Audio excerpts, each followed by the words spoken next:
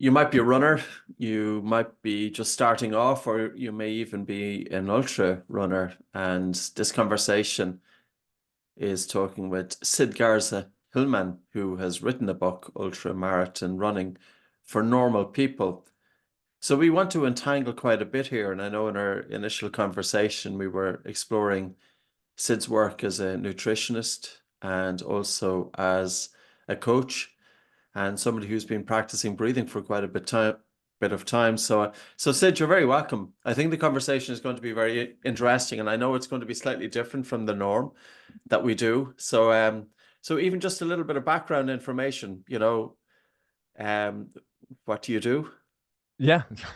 Well, anyway, thanks for being here.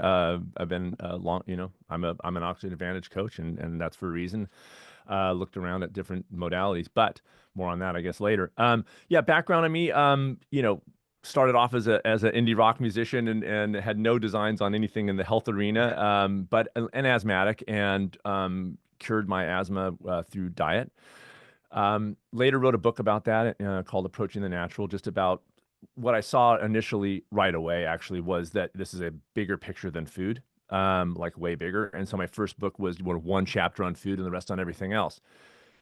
The interesting thing is that that book has nothing about breath in it. I had Mm. not gone into that world yet, and if it ever gets revised, I will put a chapter, obviously, because it's approaching the natural, how to do things in a modern world more naturally as human beings, as animals. For people with asthma.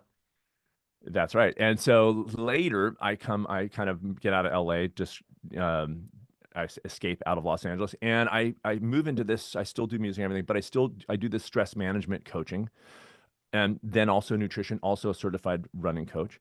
But it's very much, and for a long time, stress management based first. And that's what got me into the research of, in general, stress management. I have a specific system I teach, but breath work I became in there, and it has gotten it's such a game changer that with clients now as I coach, I'm breath work right out of the chute. I don't talk food because it's such a trigger point and it's so reactive. 6 weeks. I go, yeah, we'll talk about that later. Let's talk about how to come into your breath. Let's talk about how to improve your sleep. Let's talk about how to improve your endurance. Let's talk about how to improve your overall stress management. Then we'll gently slide into things like improving your diet, et cetera, et cetera. So for a long time, I also direct an ultra marathon. Ultra running for normal people was coming out of seeing the people who run this 50K. It's a 33-mile run on trails with 5,000 feet of climb. And you would be shocked, the people who run this thing. These are, if you looked at them, you would be me. I run it. I've run 11 ultra marathons. Not an elite athlete by any stretch of the imagination. I am a father of three. I have two jobs basically. I'm out there running slow, but I get it done. And this breath work has been huge in that regard too. So I'm very much focused on no knock, because I'm always inspired by them, but I'm focused on non-elite people who are trying to pull off amazing things in the context of otherwise busy and stressful lives. And so that's kind of where I've landed. I've had 4 books published, but the newest one is on ultra running. And if, say, for example, somebody who's listening, and because I always think it's great to introduce nasal breathing during physical movement, what would you say to them for the first time? So, what are the things to keep an eye on? What to expect? Yeah, well, I've been taping my mouth shut ever since I started learning your system and becoming certified as a coach in it. And so it takes a little bit of a transition because the sensitivity to CO2. I was a long time mouth breather, and I'm talking, dry, bleedy gums. And I have 15-year-old twins and a 20-year-old. I hadn't felt rested and this is, I feel like I'm just like, buy Patrick's book, but I swear to you, I have not felt rested. I had not felt rested until I studied your program. And so I started taping my mouth shut. And for a while, I'd tape my mouth shut, 2 a.m. I'd wake up and rip it off because I feel like I was going to suffocate. 6 weeks later, and from then on, it's been about 4 years, I tape my mouth shut at night and I wake up in the morning. I've converted my wife. My kids think we're absolutely insane. They go, good night. And we're both sitting there with, I kiss my wife. We both tape up and go to sleep. However, no snoring. And I wake up feeling rested. I wake up getting out of bed and going, oh, that's what it feels like to feel like you had a good sleep. And if you look and see how that translates into every other area of your life, how you perform at work, how you perform in your exercise, whatever it is, how you perform with your friends, how you perform with your kids, is such a game changer with when you wake up feeling good and you are knowing how to do the thing. Anyways, so but to back to running, I'm a big slow running fan. Most days, very slow running, slower than people generally do. I talk about that in ultra running for normal people, slowing down because you're going 34 miles, not 3 miles. Um, How and fast? Sorry, how fast uh, could you walk at that speed? In other words, not in my race. You would get cut off. You have to run most of the run, and then okay. you end up hiking the hills. For normal people, the pros, they're all these men and women are it's unbelievable to watch. But So, so it's at yeah, a fast, it's at a faster pace than a fast walk. oh yeah, you're running. You're running Yeah, most of the yeah. time. It's just Okay, that you hit hills on trails that are so steep. It's more efficient for you to hike than to of run them. course. You're gonna waste more energy trying to run them. So you hike the hills, you run the flats and downhills. That's generally for most people how they'll pull off an ultra marathon. And so I transitioned to nasal breathing, and what I was going to say is I'm a big coach, a big fan of slow running. And people always say you run at a conversational pace, which means if you can have a conversation while you're running, that's a pretty good pace. I actually use the nose breathing as a marker. In other words, if I can breathe through my nose, I'm going slow enough. I haven't run with a watch in years. I don't run with a watch. Set my timer on my phone, I put my phone in my pocket and I go. I do not want to pay attention to data at all. I don't upload anything. I have no social media. I don't go to Strava and look at I go out on a trail, and that allows me to connect to that given day. How am I feeling? And so sometimes my nasal pace is faster, and sometimes my nasal pace is slower, depending on how I slept, how I ate, how all those other factors play into it. This is not, being an athlete is not my full-time job. So, nasal breathing. Now, if you're on a trail, you hit a hill, you're going to go to mouth. That's how we're designed, as you know, is if you're under stress, you go to the mouth because you're kicking in so much CO2. You've got to wrap that up. But as soon as you hit the flat and the downhill, back to nose, back to calm. And that desensitization to CO2 allows you to recover from that initial spike and get back into the lower stress breathing. And that's just been, I hate to say game changer over and over again, but it really has been that profound in my life and with my clients. And when you first transitioned from mouth to nose breathing, did you find it was a bit of a struggle? Was the air hunger a bit stronger? And if you don't mind me saying, do you wear a nasal dilator? I have to wear a nasal dilator when I do my exercise every morning. And the reason being is just because I have a really compromised nasal airway. Yeah, well, so yes, 100, super difficult.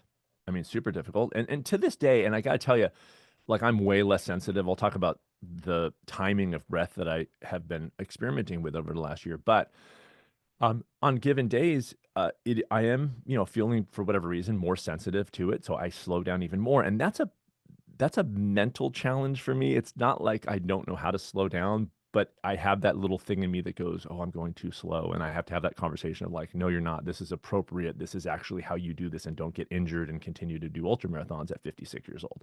So, how to manage your stress along the way. However, I do use a nasal. Most runs no, but on race day, I will use a nasodilator. Now, the joke I make is my nose is clearly big enough to bring in some air. However, the passages are super narrow, especially on the right side. So I have a little plastic thing that pops up in there. And by the way, sometimes I sleep with that too, depending on, what's going on in the middle of the night. If I'm feeling something, I'll just pop that in there and then back to sleep. Oh yeah, no, I totally get it because if the nasal airway is compromised, you don't want to be forcing the airflow either.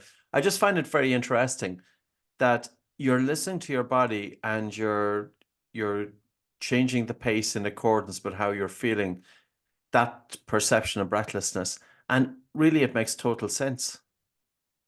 Yeah, sure. And I have to be clear for your listeners. I'll say this 1,000 times though I need to. I'm not trying to win a race. Mm. I'm trying to have a great experience. I'm trying to recover fast. I enjoy the sport. So that's why I stopped looking at time. I don't care about my watch. I really don't. The last run I did, I mean, I run my own course the day before. So I run 33 miles the day before my race, by the way, and then get up at 4 the next morning and direct my race all day. Um, but I did the Lake Sonoma 55K, and that was a legit, it's a race. It's actually a marquee race, way bigger. And just my phone goes in my pocket. Boom, didn't look at it. And it was a long day. It was a very hard course. And I was out there for a long time. And a friend of mine came running toward me toward the end. And I go, "What are you doing out here?" She goes, "We were wondering where the hell you are." And I looked at my phone. I pulled my phone out of my pocket for the first time. And I was out there for 10 hours.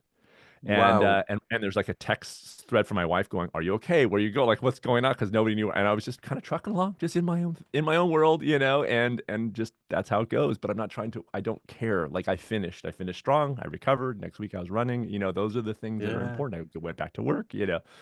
totally. And I'm often intrigued. I couldn't imagine myself ever doing that length. It's just for me totally off the wall, you know. Yeah. But people love it. When you're doing that, are you doing it with your attention on the run or on your breath or in the body, or do you just allow the mind to wander? In other It's a words, it's a rotation.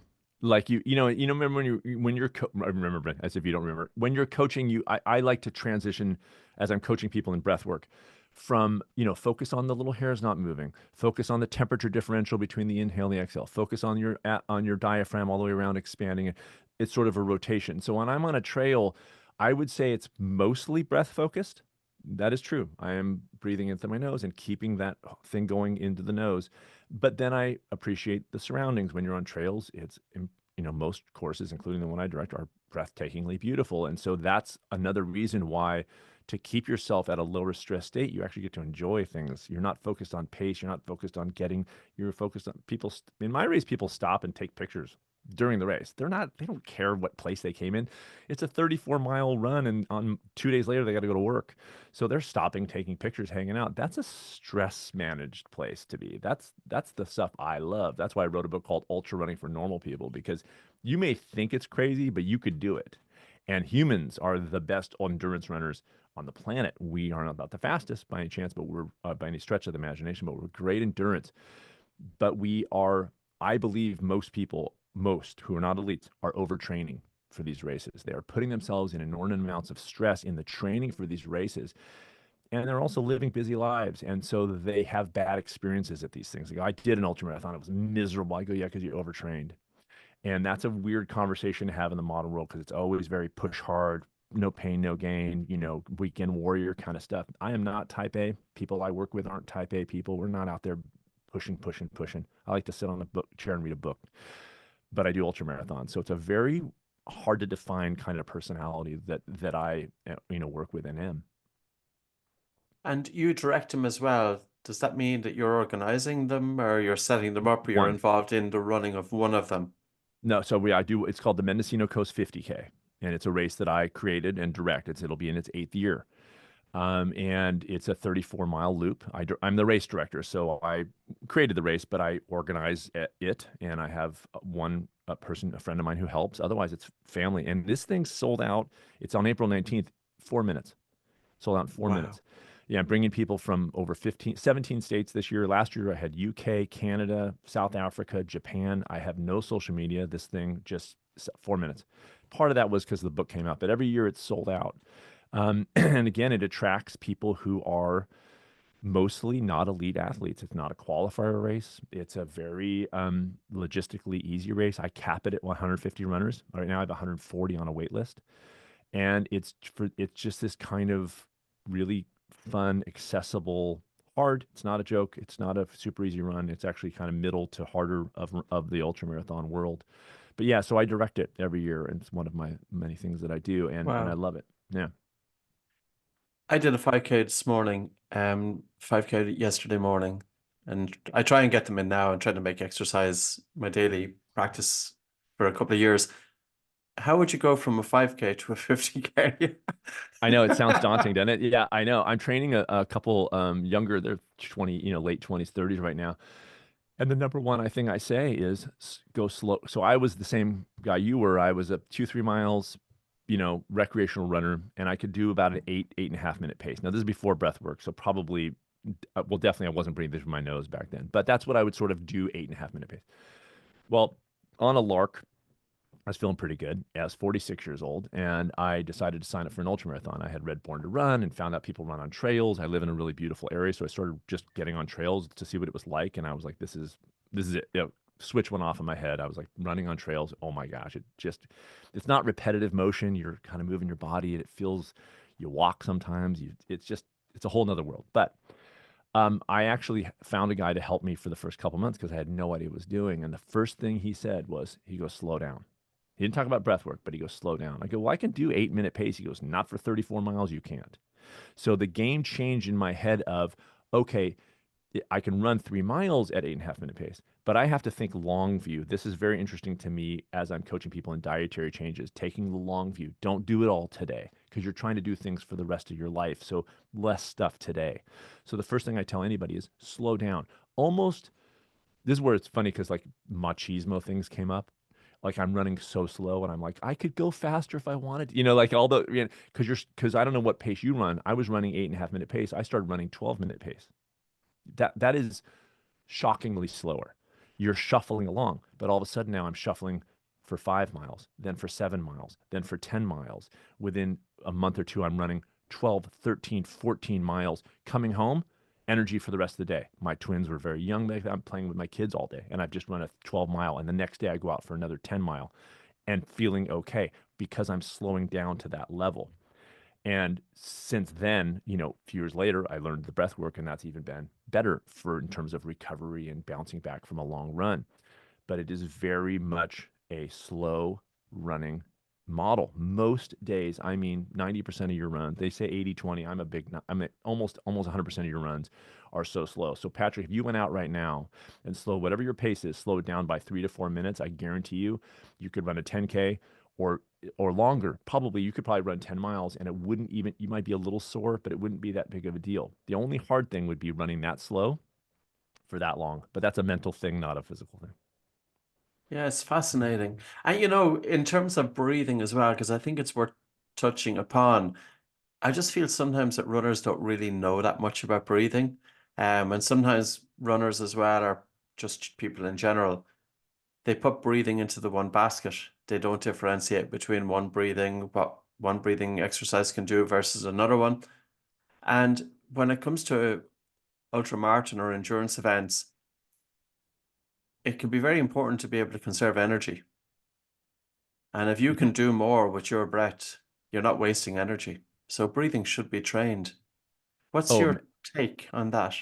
yeah, well, I mean, one of the biggest mistakes in marathons and ultra marathons is going out too fast because, of course, you got the adrenaline. And I'm on the microphone, talking to the runners before it starts. I say, everybody goes, for most of you, the elites are in the front, they're going to sprint no matter what. But for 90% of them, I always go, slow down. You're going to be all excited and you're going to go out and you're going, this is great. And then 26 miles in, you're going to be cursing my name. That's because you went out too fast. So it's always about the slowing down. And I think physiologically, as I've heard you say, the less breaths you take, the less diaphragm, the less musculature energy wasted, and so you're conserving physiology by slowing your breath down too. And it's just interesting to see runners. I was a big my first entry into running was not into breath work. Sorry, was Wim Hof. In 2017 or 16, I did his 10-week course. I still do cold therapy daily, most days, but I do zero Wim Hof breathing. My assessment of that, and I'd love your take on this actually, as I transitioned away from it, and when I was researching just general breath work, I was coming from a stress perspective, and so I landed on yours because it was definitely in line with how I coach people. But the Wim Hof, when you're mocking the hyperventilation, you're stressing your body out. Now, some of the oxygen advantage exercises are stressful; they're hormetics, holding the retention. But when you're going into that hyperventilation, it's an adrenaline hit. And I found that it wasn't helping me sleep. It was an added stress on an already very stressful life. And what I really needed to do was to incorporate things that were going to balance the stress of my life effectively so that overall I was sitting at a lower stress space. And so that's why I dropped Wim Hof completely. However, it worked okay on my first couple ultra marathons because as I was going up hills, I started to do the Wim Hof breathing, not the hold, but at least the breathing. And people stopped and, are you okay? I go, yeah, I'm fine. But I'm doing this because I'm generating so much CO2. I am kicking it out enough to kind of keep me going. And I would stop every now and then and sort of recover that way. And I'll still pop a little bit of that if I'm on a particularly big hill, I'll transition to mouth and I'll sort of get into that hyperventilation state a little bit. And then again, as soon as the top of the hill comes, I'm back into my nose and pretty quick. So it's interesting just from that perspective. How do you see it, the hyperventilation? I just want to ask you, like, what is your take on that in terms of that? How it fits I in an suppose, overall stress management place? yeah, like hyperventilation, I speak to quite a few people, even a group last night, and they get results from it in terms of a release of emotions, Okay. a reset, and also they're deliberately hyperventilating to experience the symptoms of hyperventilation. So if they then had a panic attack or hyperventilation attack, they don't feel so uncomfortable because they know what those symptoms are. Now, when you combine the Wim Hof method, I think it's very interesting. The personality of a founder is always going to trickle down to the technique. He's an extreme athlete. He really pushes his body. And if you do hyperventilation and a breath hold and hyperventilation, breath hold, hyperventilation, breath hold, your blood oxygen saturation goes below 60%. I've Okay. seen results going to 50%, I've been 40%, below 50. I've been below 50 many times. even Doing, 30%. oh yeah. I would be afraid to practice it. And Yeah. I'm not saying it in a bad way. Yeah. I just feel that, if the safety mechanism of the brain is that you pass out when your blood oxygen saturation is dropping too low, the brain, that's not just there for the fun of it. Yeah, I know. That safety mechanism has evolved over hundreds of thousands of years. And when the body senses that your blood oxygen saturation is too low, I don't think it's good. Yeah, But we it's a don't stress. know the result. I suppose, Sid, the question here is there's a stress and there is a major stress. Yeah. And the other question that I would say is that I sometimes feel that different breathing exercises suit different people. Hmm. For me, I don't feel the draw towards hyperventilation and breath holding. Maybe I'm biased but I could be teaching with oxygen advantage. We have no tradition. Yeah, yeah, So, right. You could teach it. we can teach anything. We can teach, like, ultimately the breath is the breath. We can Yeah. alter breathing. I could create any breathing exercise as anybody else can do. It's quite Yeah. easy, you know. Yeah. But I think there's a line that I don't want to cross. So that's I'm with you, and that's why I gave that up. I also will say, and I'll try to say this delicately, I never drank the Kool-Aid.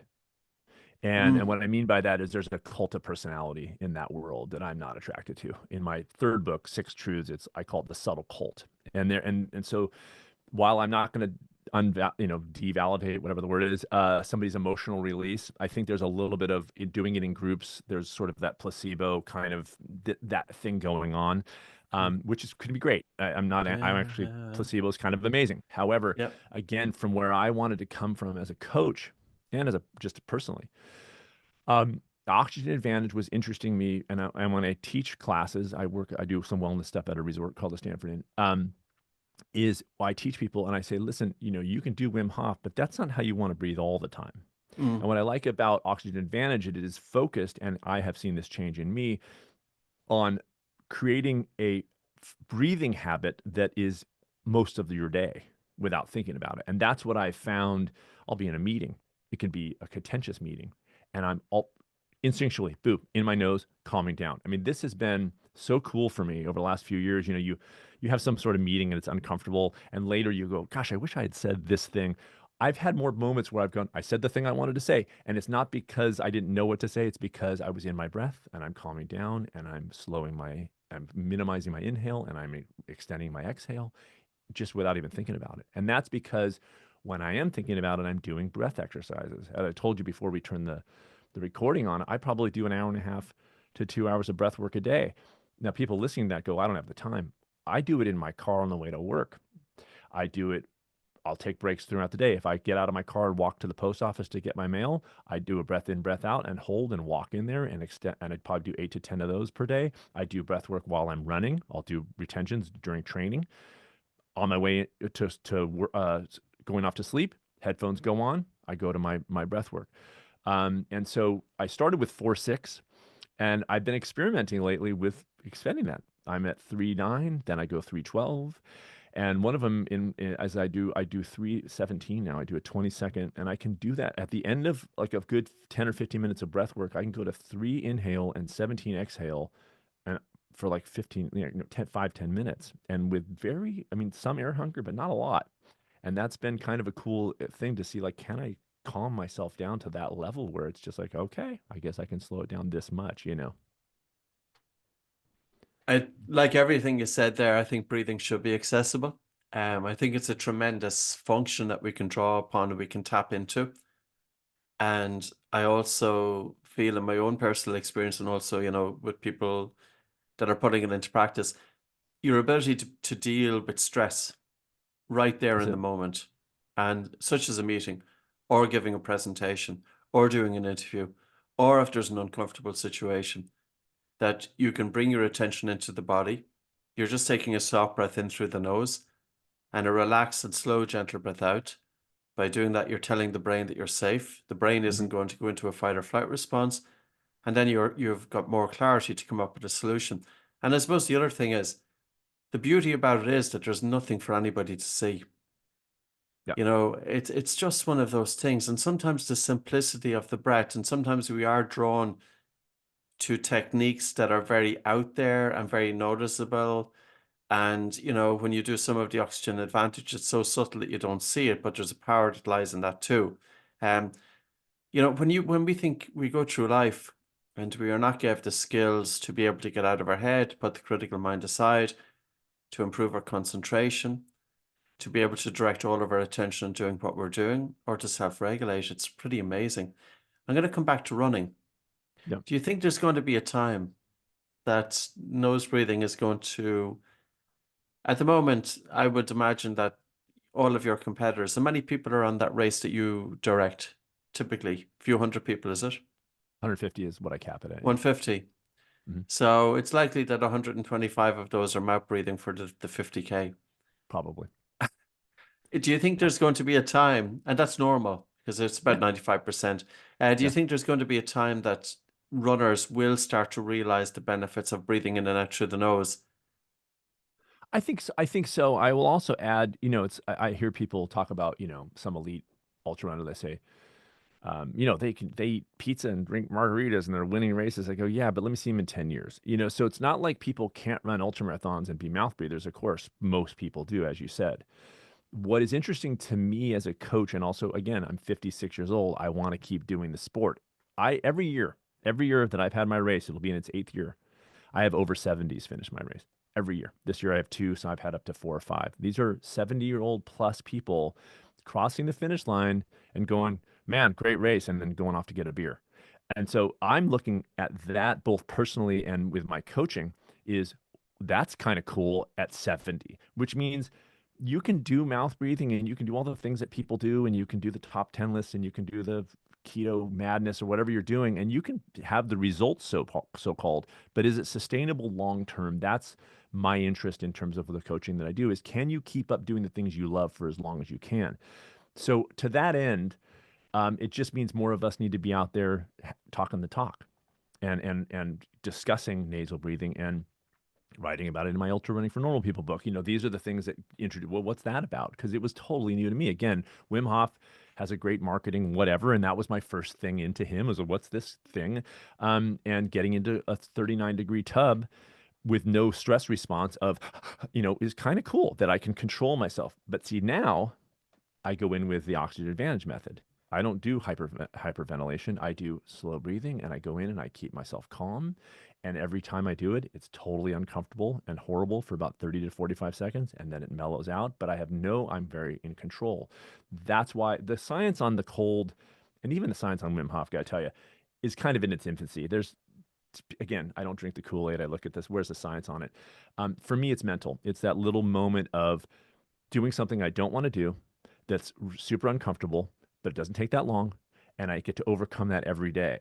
And again, the nasal breathing of calming myself is exactly what you said, which is I'm sending my body a message that this is safe. It's going to be suck. I'm not going to stand there for 15 minutes and get hypothermia. I'm going in for 2 minutes and it's going to be okay. I get to have the control over my physiology via my breath to tell my body this is okay. I do the same thing, by the way, if I wake up at 3 a.m. with, which I will coming soon as my race approaches, as I'm having anxiety about just organizing a big race with people coming from all over the country. It's stress inducing.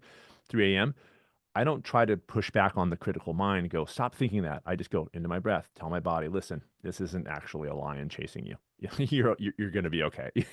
This is an ultra marathon. This isn't actually life threatening. But the body doesn't know that. It's interpreting your stress and it's going into a stress response as if it's being chased by a lion. And it's our job via, I believe, via breath, but also via how we eat and sleep and everything else, to tell the body, hey, it's okay. I got this. It's stressful, but it's not that kind of stress.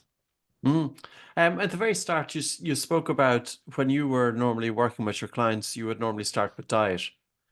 Yeah. And then when you were teaching breathing, you kind of push diet down the road a little bit. So you focused on breathing first, and you found that changing breathing patterns. And I have to assume that because sleep quality is going to improve, that it changed in the way that people see food, but also the food that they eat. Can you just expand a little bit on that? Because I find that that's quite an interesting topic, Yeah. and people will be listening to it, yeah? Yeah, so I run it's called small steppers. So I'm very much in the mindset of like, it's not a fixed amount of time in the world. It's teaching people how to perceive, and I still use it to. I'm writing a new book right now. I use my same approach, which is in the beginning with this overwhelming task in front of me. I start by just opening the file on my screen, not even writing anything. I just open the file, and that's my beginning. It's a small, just kind of to avoid overwhelm. Well, initially, when I started running small steppers and the program, I have an online program and also private coaching, it was very much in that applying that system to food. In other words, you may know how to eat whatever you think is healthy because you've read 15 books about it. But today, start by having an apple first thing in the morning. Maybe that's your small step. I've had other people who have cancer. Their small step is to change their diet pretty overnight. But that's for them, no problem, no stress, no overwhelm. So I'm teaching people how to change that, but it's all from that framework and that system. But what was interesting is food is such a trigger point, and because I've been a long time nutritionist, 15 years, um, people would come to me and just assume food right out of the chute. And I have some writing things to do at the beginning just to kind of push it off. But when breathwork came in, I thought, well, I'm going to push it off even further, because as we talked about food, I could just see it filling their brains. That's all they want to talk about. Measuring and counting and weighing, I don't do any of that stuff. So it was already it's always a battle anyways, because I have a different kind of approach about that. But it was a battle right away, and it was a distraction from the real work, which is how to come out your life on your terms, how to live your life on your terms, how to not do what Sid tells you to do. Again, that's the guru problem, but how to learn how to live your life on your terms, knowing how you want to live. Breathwork became such a huge part of my work that it allowed me to kick off the discussion of food by, I'm not kidding, 4 to 6 weeks.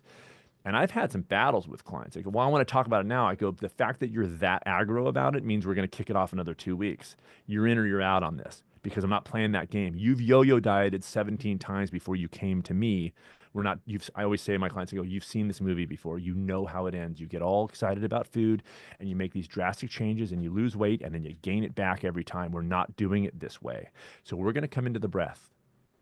And you know what the vagus nerve, the parasympathetic, what do they call it? It's the what side of the autonomic? The rest and what? What is it? Yeah, What? digest. Digest. Digest. So as a nutritionist, how incredible is that for me to tie breath work in, rest and digest? So people have digestion problems, and I go, we'll talk about your food later, but why don't we get the stress balanced and managed first so that digestion's kicking in a little bit better? Then when we ease into food changes, all the better. And if you're looking back at the running thing, how to eat during an ultramarathon, you have to eat during an ultramarathon. You can't be out for 8 or 9 hours and not consume food. Well, again, training your body how to digest, because you're stress managed, it's more efficient in its running of it, no pun intended, but in the Mm. running of the body, more efficient. So I kick the food down, stress management first, breath for weeks. Then clients have reported, they go, I'm eating a lot better now. We haven't even talked about food yet. Because when they're coming to food and sitting down, in the past they'd be reactive. Chips would come into the office and they would eat American chips, not your. Anyways, and so Mm. they're eating chips or candy, and they tell me I lose control. I'm a binger. This is their language, and yet with breath work in place, they go, yeah, candy came in. I had one piece and I walked away. I haven't even talked about food with them. And even if I had, do you think they don't know that candy's not good for them? It's not the issue of knowledge. It's that they want to live life on their terms. They want to have the control to say, I just want one piece instead of a whole bowl, which I can't stop myself. And I see that as a breath issue and a stress issue, not a food issue. People want to read the book about candy. I go, you already know it's not good for you. Why are you still eating it if you don't want to? And by the way, if you want to eat it, eat it. Again, their terms, not mine. But that's how breath has allowed people to actually eat healthier before I even talked about food. It's really interesting. I'm writing a book on sleep at the moment, and due to be finished by next week. So I only touched a small bit on sleep. And then I was thinking it's very common for people to have poor sleep. So that ties in, of course, with the autonomic nervous system. 8.4% of people in the United States take sleeping pills. So they're not able to sleep well. And then you've got about between 25 to 50% of people having sleep apnea. So if sleep is off, then the person is waking up feeling very tired. And if they're feeling very tired, they will resort to food to help give them energy. But the Right. problem is that they're going And to caffeine. resort to caffeine, of course, and the food that they're going to choose to give them energy is going to be the food that's going to give them the quick hit. But that's going to be the ultra processed. Well, and also it's I don't even know if there's two things about that. Yes, they will go for that kind of junk food thing, but there's two reasons for that. One, they might consciously say this will give me energy, but so will an orange. So what they're going for is, let's face it, smoking, junk food, drugs, these will alleviate stress in the moment, not long term. They don't make you healthier, but they are stress relievers. And so again, I've called junk food drugs in my podcast. I go, it's drugs. Can we just be honest about it? Because then we can just be like, I do it once in a while. I don't do it a lot. It's drugs, I'll have a bourbon on occasion, but so they're going to go in this overtired.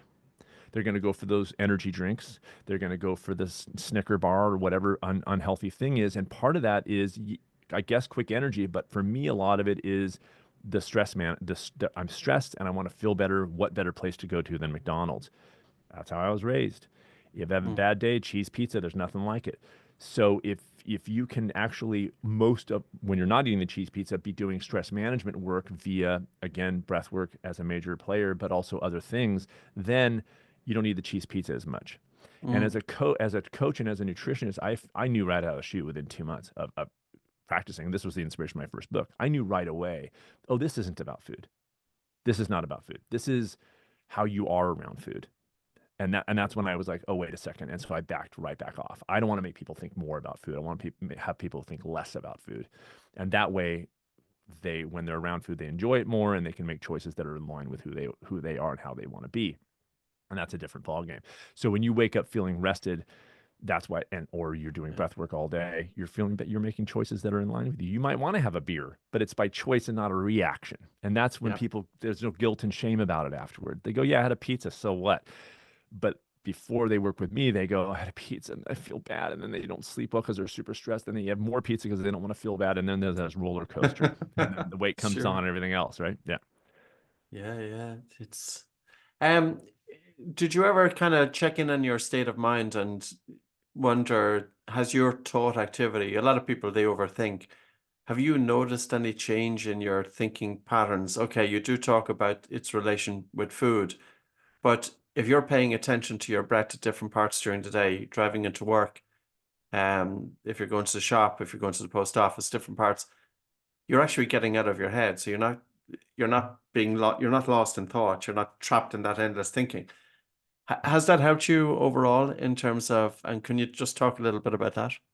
Yeah, massively helped. And it's interesting because my small stepping program, not trying to sell, but it's just what it is is people come to me sometimes to tackle productivity issues.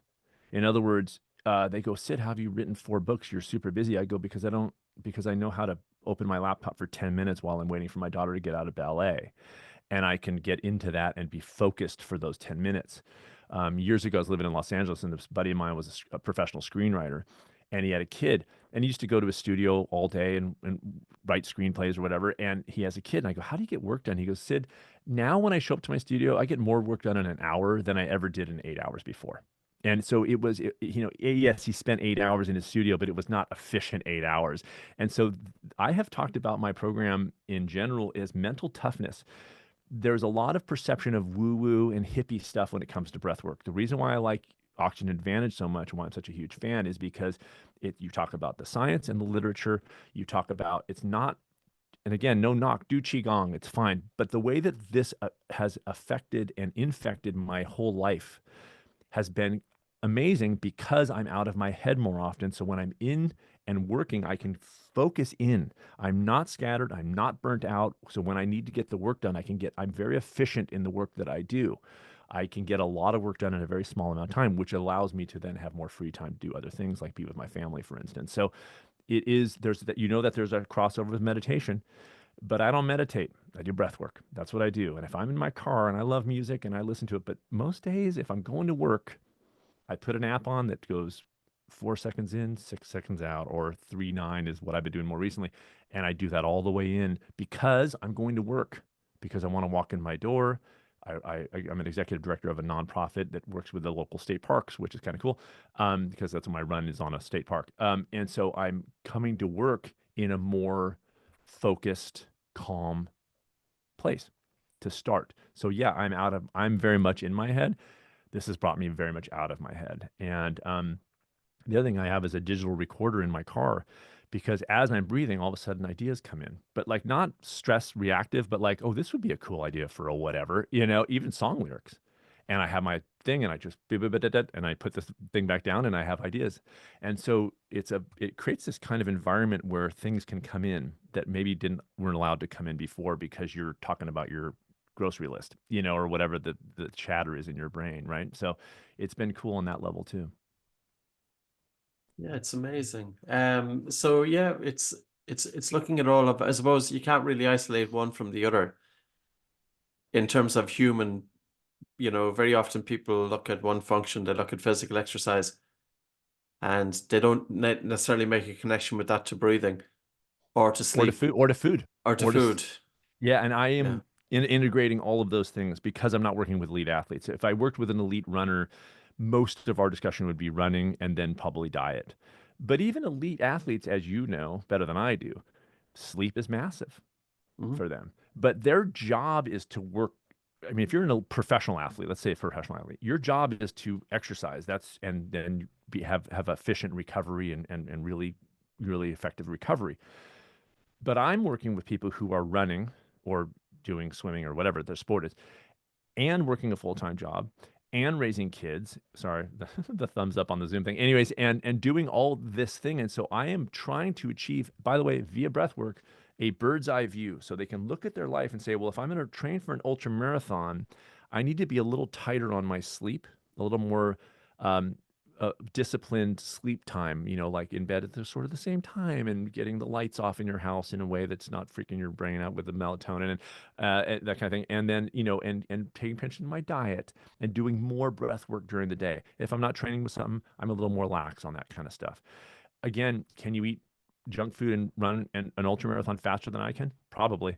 But my goal isn't that day. It's keeping to do this for a long time, which means when I'm training for an ultra marathon, I don't think, oh, I can eat whatever I want because I'm running 50 miles a week. I think I got to tighten up my diet because I'm running 50 miles. I see where the stress lies in what I do, and I counteract that in most cases with breath work.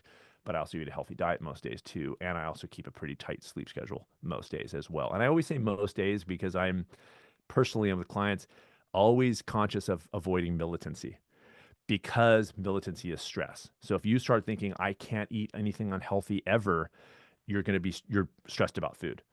And so I've had clients where I'm like, listen, I need you to eat junk food on Saturday. And that's because I can see them. They're already, now they're there. They go again, holding on so tight. And then the breath starts to increase because they're just all about food. And I go, on purpose, eat unhealthy food Saturday night. There's no guilt and shame about it. You made the decision Sunday, get up, start eating well again. And then we're good most days. But you start going into the militancy realm, you're heading for damage almost every time. So, so you seem to be quite observant then of a person's breath, just that last point. So you're working with a client and you start noticing if their breathing is getting a little bit faster and harder. And to most people, that's going to go unnoticed, but you're Mm. able to pick up on it. and you're able to determine on the basis of that that they're going into a little bit of a stress response. Do you do that consciously, or is it just happening as a result of your awareness of breathing in general? That I think that, I mean, I could always tell. I had a pretty good sense of in general stress going up, especially in the way that they talk, their language. I'm pretty good about clients if they ask a question about food. I can pretty quickly see that it's about their level of stress is going up about it. They're thinking about it too much. And I've had clients where I'm like, put your nutrition books in the garage. You read them, you know enough about it. Now the hard work begins of how do we pull this off in a way that's long lasting. So I can see the stress go up when it's like, well, what about this? What about this? I go, you already know that. Let's talk about it later. Because it's such a trigger point. Now with the breath element, I can watch the shoulders go up in the discussion of it. I can see the upper chest thing going on and the language, and I can kind of pick up and I go, hey, let's jump right into a excuse me, let's just jump right into a 4-8 breath, which is going to be pretty uncomfortable. But if you can be, and I think I love about oxygen advantage too is you're not trying to make the air hunger go away. You're becoming more comfortable of what feeling. Just like you said with Wim Hof, like they know now what it feels like to be in hyperventilation. I think it's more effective in day-to-day breathing to be okay with a mild air hunger. So as I'm trying to calm myself down, let's say, I come into after a run, I go right into my car now after a run, a long run. I took a 2-hour trail run on Saturday, got in my car and immediately go to 3-9 on the app. It's sound by sound, 3-9. So the first few breaths, as you know, it's going to be some air hunger. But because I know what that feels like and I know I'm safe, within a minute or two, I can feel it's almost drug like. I mean, really, you feel euphoric. It feels very relaxed and you feel really good. And I know what I'm doing for my body, which is slowing everything down and allowing me to facilitate better recovery. So I can kind of be okay with that little bit of air hunger because I know what's coming on the other side of that. And that's again why I get in the cold tub too. It's can we overcome these conscious decisions to be uncomfortable for overall lower stress and a better efficiency of body and mind. Yeah, it's training the brain not to react to discomfort. And I That's right. suppose just even to make the point, the air hunger, people often associate it with a lack of oxygen, Yeah. but that's not the case. It's an CO2. increase in carbon dioxide. I must send you on George Dallam's paper. He had it published fairly recently. So he looked at endurance athletes and he said that a lot of them, they can have cardiac fibrosing, scarring of the heart muscle as a result of hyperventilation Interesting. during long distance running over their lifetime. So it's not something that just happens over a few weeks or something, but it's over many, many years. And he put the proposition that nasal breathing would help to prevent that. Because if an athlete, and what you were describing, is breathing in and out through the nose, they're going to have higher carbon dioxide in the lungs and blood. And the increased carbon dioxide in the blood is going to increase blood flow and oxygen to the heart. So even though the heart is working harder, it's also going to have its own increased blood flow and oxygen supply. That's right. And that can be very helpful for cardiac health. So I have a feeling, Sid, we're going to start seeing little inroads coming into Yeah. the sport world. And I know your thing about you work mainly with normal people, which I love that word, normal people. Uh, and elite athletes, I see a role for breathing big time with them. We've worked with quite a Sure. few in different disciplines, especially around the recovery part of it. That's right. You know, is there still is there a greater awareness now of recovery, or is it still kind of pushed down the road a bit?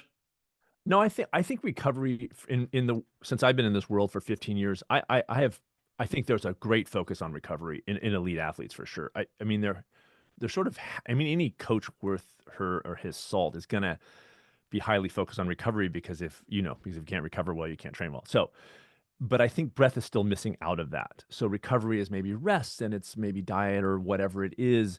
But breath work is sort of that missing link. And what I love again about OA is that it's a natural, I see it and you as a natural way to breathe. This is not training the body to breathe in a new way. A new way for humans. We're nose breathers most of the time. And when we breathe through the mouth, it's because we were being chased by a lion. Well, how to bring that back into our lives in the modern world? How do we bring in a more natural, functional? I don't like the word functional; it's kind of been ruined for me. But a more natural way of breathing by doing these exercises when we can, so that when we're not thinking about it, we're breathing better. And I have just, I've been on a run and I'm going, oh, I'm nasal breathing. I sort of notice it afterwards, which is very different. When I first started, I had to consciously nasal breathe and consciously battle through that whole air hunger thing and slow down. And now I'm kind of, I'm breathing through my nose right now. My mouth is closed. That's super weird. And so that's because of the work that, the exercises affect.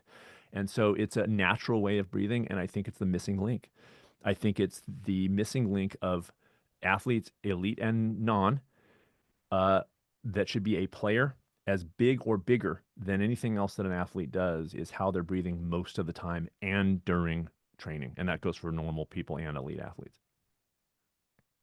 When you first switched from mouth to nose breathing, and how many weeks do you think it took before you kind of got the hang of it, that you felt comfortable, that the air hunger wasn't so strong? Because I'm just thinking that some people might be put off, if they're thinking, well, it's going to take 2 months or 3 months or 4 months, but it can happen quite easily. But what was your experience with it?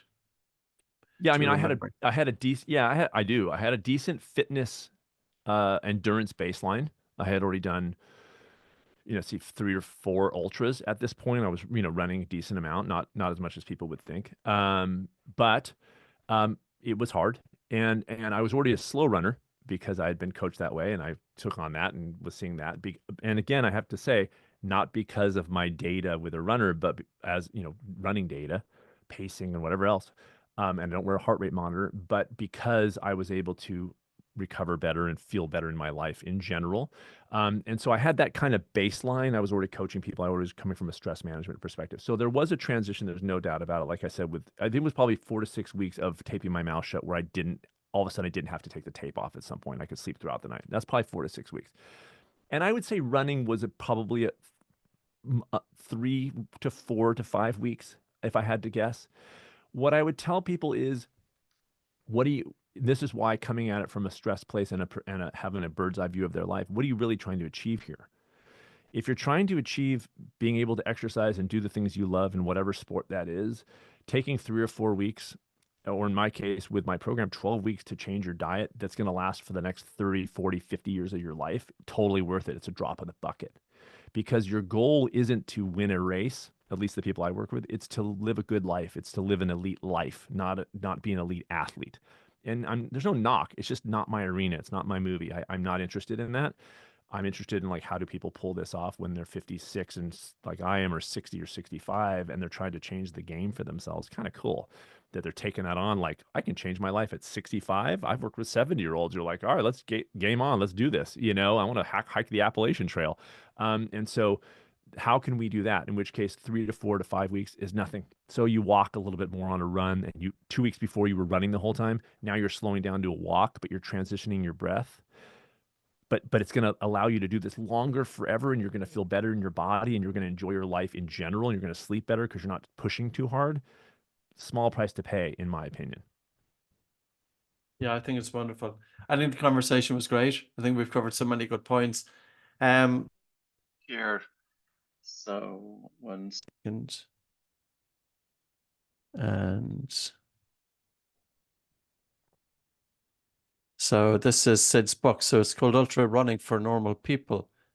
And I'm assuming this is on Amazon and Yeah, it came out with Penguin Random House. It's Blue Star Press, and so it's everywhere, stores and everything. In the UK as well. And great. yeah, it's done pretty well. I think is it's the subtitles, Life Lessons Learned on and Off the Trail. So it was teaching to ultra running and teaching me to breathe, to versatility, just moving through fear, all those kinds of, so the general lessons. But it's also a guidebook for people who might want to take on the sport, who think, "Oh, I could never do that." It's like you'd be surprised, And so that's the idea of that book. Yeah, Great stuff. Well, I think that's great closing remarks, Sid. So thanks very much. And such a what's your pleasure being next here. what's your next book coming out? I don't know. I'm writing it right now, but it's a novel. Oh, So it's wow. yeah. I've had four books published, sort of in the health, health and happiness realm, philosophy. I got my bachelor's degree in philosophy from UCLA, so it's kind of infected the work I do as a health coach and running coach. But the new one's a novel, so we'll see what happens. I talked to my publisher, and they go, "We don't do novels." I was like, "Okay, so I got to start from scratch on that one." So anyways, and so we'll see how that comes out. But I'm small stepping it, so every day, little by little, So I'm just building out, about a third Good done. stuff. Yeah. And your website name? SidGarza-Hillman.com. And from there, you can go to my YouTube channel and my podcasts and, the books and everything else. That's a good portal to go. I'm not on social media, so that's the place to be is SidGarza-Hillman.com. Great. And also smallsteppers.com if you're looking for the coaching. Okay. So whatever. Yeah. Great. Great. Cool. Pleasure. Thanks very much, That's Sid. so great. Thanks, Patrick.